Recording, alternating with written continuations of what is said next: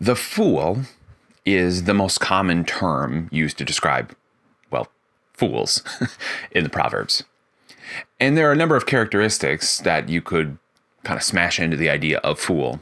It's kind of the nature of these things. When you use a word a lot of times, it both has multiple semantic meanings and also kind of focuses in on one really big characteristic. That's true of the fool in the Proverbs. Multiple things make up a fool. Someone who can't be taught, someone who exposes themselves by their words, etc., etc. But the big idea of what makes someone a fool is their smug resistance to God. I don't need God. I can do it my way.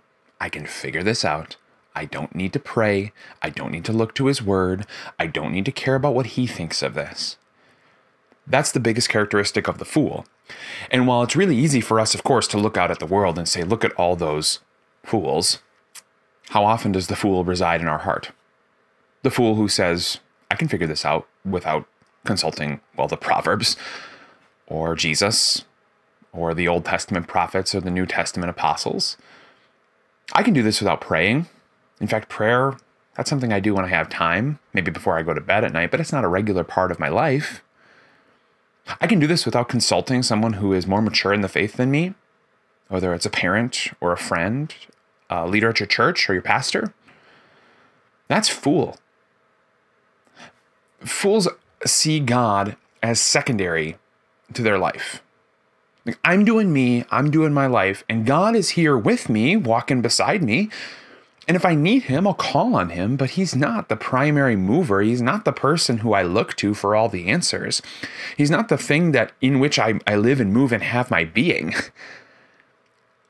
And so for every moment that we make a decision or do something without consulting God on it, without thinking through what God would say about it, we are a fool in the most basic sense of the word. So how do you not be a fool? Well, the Proverbs is going to show you in 100 different ways. But I think it can very basically boil down to this.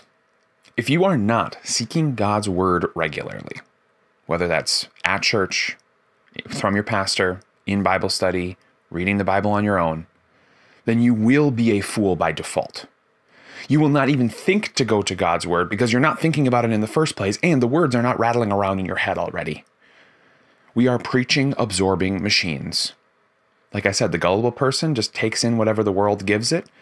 The wise person takes in what God gives it and lets it sit in their heart so that when they come up against situations, even if they don't have the exact words that God said, they know that God said something and that they should go look it up. So don't be a fool. That's how to grow up.